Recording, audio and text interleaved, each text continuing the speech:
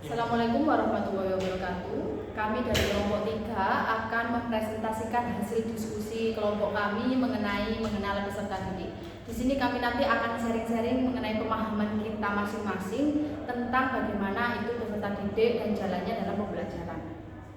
Yang pertama mungkin apa sih tujuan kita mengenal peserta didik? Dan di sini akan kita gali lagi dari beberapa perspektif dari teman-teman kita. Mungkin yang pertama Mas Prima, silakan pandangannya mengenai mengenal peserta didik. Kalau kita berbicara mengenai tujuan mengenal peserta didik ya, tentu kalau dalam pembelajaran itu kan kita perlu pertama kali the first impression kita ketika kita bertemu dengan murid kan kita adalah bagaimana kita mengenali peserta didik kita, betul kan? Nah, peserta didik kita itu kan beraneka ragam karakternya. Ada yang mungkin pandai dalam bidang matematika, pandai dalam bidang kesenian. Nah, yang perlu kita gali itu adalah karakteristik dari peserta didik ini agar dia itu mau belajar dengan kita, betul kan? Biar mereka bisa menarik belajar dengan kita. Nah, mungkin kalau menurut Mbak Novi gimana? Menurut saya itu mengenal peserta didik itu sangat penting ya. Pasti Pasti sangat penting karena nanti dengan mengenal peserta didik kita bisa lebih tahu minat, bakat belajar, gaya belajar satu persatu itu seperti apa kayak gitu. Dengan kita mengenal peserta didik itu nanti tujuan pembelajarannya itu bisa tercapai dengan baik. Nah, itu poin utamanya itu tujuan pembelajaran dan nanti asesmen akhirnya itu yang bisa kita capai. Iya, betul sekali. Oke, mungkin yang terakhir dari Mbak Yeni, Mbak Mia Ika, sorry. Saya setuju dengan Mas Prima dan Mbak Novi. Kita sebagai guru itu harus mengenal peserta didik. Ketika kita mengenal peserta didik, maka peserta didik akan nyaman belajar dengan kita. Karena kita kan tahu apa yang dibutuhkan oleh peserta didik tersebut, gimana proses pembelajaran yang mereka inginkan. Jadi kita sebagai guru bisa melengkapi kebutuhan tersebut. Seperti itu. Oke, mungkin itu tadi dari beberapa diskusi tentang tujuan mengenal peserta didik. Jadi point of view-nya masing-masing itu tujuannya sama, mengetahui kebutuhan para siswa sehingga untuk asesmen, modul pembelajaran itu semuanya bisa tercapai. Iya, pasti. Oke, terima kasih. Yang kedua mungkin kasusnya menurut teman-teman apa sih makna belajar dan berkembang? Sama nggak sih belajar sama berkembang itu? Kalau menurut saya belajar dan berkembang itu berbeda tapi berkaitan. Kalau belajar itu adalah prosesnya, proses perubahan. Kalau berkembang itu adalah hasil dari proses belajar tersebut. Kalau yang Oke, Mbak Novi mungkin. Saya setuju dengan Inka, setuju dengan bahwa makna belajar dan berkembang itu berbeda tapi saling mempengaruhi seperti itu. Ya, kalau kita berbicara mengenai belajar dan berkembang itu pasti salah satu yang saling berkaitan ya. Kalau kita belajar itu ibarat kata hanya sekedar pengetahuan saja yang kita dapatkan, ya kan? Kalau kita konotasinya kita berbicara belajar. Tapi kalau berkembang, nah ini hasil dari belajar itu. Selain kita mendapatkan pengetahuan, kita bisa mengembangkan pengetahuan itu. Nah, itu adalah sebagai sebuah perkembangan. Ya kan, berkembang. Jadi ilmu yang kita dapatkan dari Bapak Ibu guru, kemudian kita kembangkan lagi apapun itu. Baik itu contohnya yang paling gampang lah, itu yang ada di sekitar kita, ya di masyarakat paling gampangnya. Nah, itu jika kita bisa kembangkan, nah, itu kita belajar dan kita juga mengembangkan ilmu itu. Gitu. Jadi kesimpulannya mungkin ada korelasi dari keduanya ya. Pasti ada hubungannya. Tidak mungkin terpisahkan. Iya. Oke. Selanjutnya kita akan mendengarkan tanggapan dari Mbak Inka tentang kasus yang digambarkan di slide berikut. Silakan Mbak. saya baca dulu ya kasusnya. Bayangkan jika Anda adalah seorang guru matematika di kelas 7. Saat ini Anda hendak menyampaikan materi mengenai matematika sosial, yakni mencari nilai rata-rata atau min. Untuk memudahkan peserta didik dalam memahami pembelajaran, Anda mencoba untuk membuat urutan atau langkah-langkah yang perlu diikuti oleh peserta didik agar dapat mencari nilai rata-rata pada sebuah soal. Anda meminta kepada peserta didik untuk mengerjakan soal yang Anda berikan. Hasilnya, peserta didik mampu mengerjakan dengan benar sesuai dengan langkah yang telah Anda siapkan. Beberapa saat kemudian, Anda meminta kepada peserta didik untuk mengulangi soal yang sama tanpa melihat urutan pengerjaan soal dan peserta didik mampu mengerjakannya dengan benar. Nah, pertanyaannya, menurut Anda apa yang membuat peserta didik mampu mengerjakan soal dengan baik pada percobaan kedua tanpa melihat urutan atau langkah pengerjaan soal? Ini menurut yang saya, menurut diskusi kita, kesiapan belajar siswa yang baik, lalu motivasi belajar yang disampaikan oleh guru sehingga mendorong siswa mampu memahami materi secara lebih mendalam. Lalu fokus siswa yang baik juga mendorong siswa mampu mengikuti arahan yang disampaikan pada saat pembelajaran. Karena adanya stimulus yang diberikan oleh guru sehingga peserta didik mampu mengerjakan soal dengan baik tanpa melihat langkah.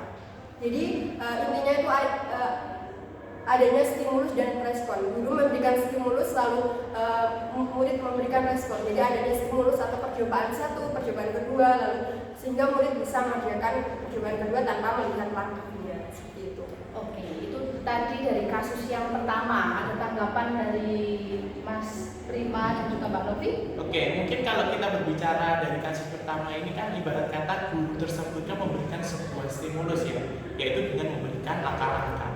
Nah, selanjutnya respon yang diberikan oleh peserta didik itu adalah sebagai bentuk respon. Nah, ini kaitannya ini nanti sama teorinya behavioristik, ya kan?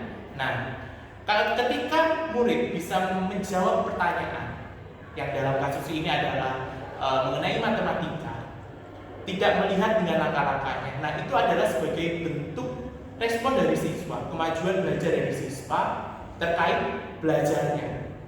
Guru telah memberikan respon, kemudian siswa itu bisa menjawab pertanyaan tersebut. Nah, namun peran guru di sini bukan semata-mata mengenai hasil akhirnya aja, di mana siswa itu bisa menjawab itu. Namun perlu adanya penguatan. Jika nantinya ketika siswa itu menjawab dengan soal yang hampir mirip dengan konteks yang berbeda, nah itu peran dari guru itu perlu, yaitu dengan melakukan sebuah penguatan, yaitu dalam hal ini adalah reinforcement.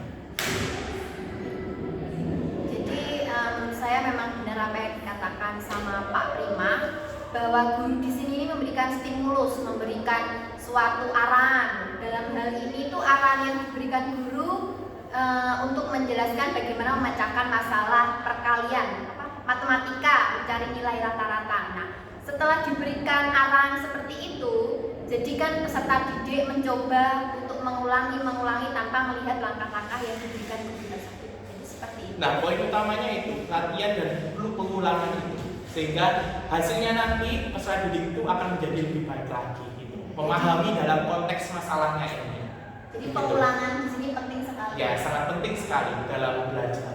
Oke, itu tadi pembahasan dari kasus 1 yang sangat menarik. Kita lanjutkan lagi di pembahasan kasus 2, mungkin akan dijelaskan oleh Bu Novi.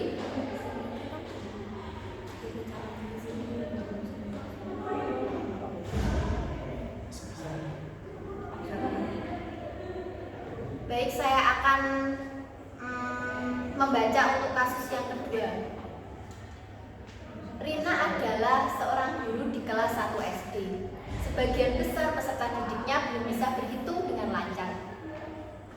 Rina sedang memikirkan cara yang sesuai untuk membantu peserta didik menyelesaikan tantangan belajarnya. Jadi di sini pertanyaannya adalah, menurut Anda apa yang dapat Rina lakukan untuk membantu peserta didiknya sesuai dengan tahapan perkembangan usia? Jadi ini hasil diskusi kami, kelompok kami mengenai kasus ini adalah, jadi beberapa cara agar mengetahui apa yang dapat dilakukan Rina, yaitu melihat teori gagasan Piaget. Teori kognitif Piaget.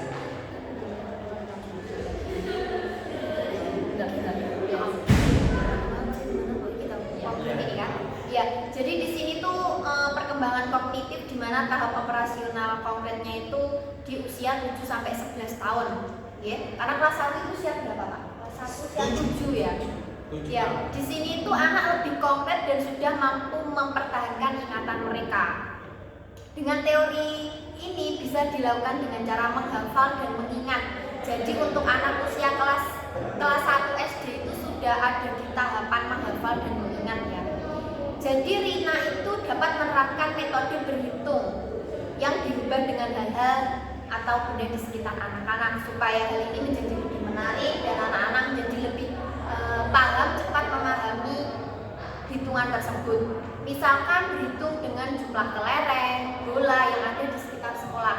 Nah, dengan berhitung menggunakan kelereng bola itu, anak-anak jadi lebih cepat menangkapnya, tidak melulu tentang huruf angka 1, angka 2 tidak ya, tapi kita menggunakan barang-barang yang ada di sekitar sekolah. Mungkin Pak Prima atau Bu Inka yang akan Itu menambahkan. tadi gambaran dari kasus pertama ya. Iya, Ini kasus kasus kedua. kedua. Oke, sekarang kita elaborasi dari apa yang disampaikan oleh Bu Novi terkait mengapa sih Bu Novi menyarankan hal tadi seperti menggunakan benda-benda di lingkungan sekitar. Kira-kira elaborasi jawaban dari Mbak Inka atau Mas Prima seperti apa? Oke, kalau kita dalam tahap belajar itu kan kita juga perlu memperhatikan adanya perkembangan kognitif dari setiap peserta didik. Contohnya, kalau dalam kasus ini adalah kasus tingkat SD, ya kan, di mana fokus utamanya adalah mengingat dan menghafal, ya kan. Nah, ketika kita misal contohnya, kan tidak mungkin anak SD ini kita berikan perkembangan kognitif tingkat SMA yang ranahnya lebih kompleks, kan tidak mungkin. Nah, itu jadi ketika poin pentingnya adalah ketika kita belajar, kita harus tahu siapa yang akan kita didik. Di tingkat SD ini anak-anak masih cenderung masih suka bermain, ya kan? Kita tidak mungkin kan membatasi mereka untuk hanya fokus ke dalam teori, dalam materi, kan tidak mungkin.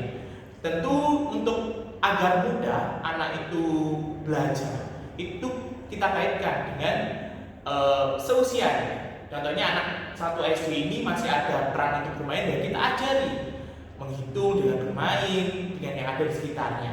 Nah, ini kalau kita kaitkan nanti itu berkaitan dengan namanya teori sosial kognitif, di mana ketika kita belajar itu ternyata pengaruh lingkungan yang ada di sekitar kita itu sangat penting ternyata, ya kan?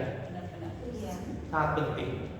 Contohnya pengaruh lingkungan tadi yang dijelaskan sama Mbak Novi, yaitu kelereng, bola, hal-hal yang dasar, hal yang kecil untuk mereka menghafal, untuk mereka menghitung itu bisa kita lakukan dalam hal belajar. Jadi tidak melulu harus dengan materi ini mereka harus menghafalkan ini, kan tidak.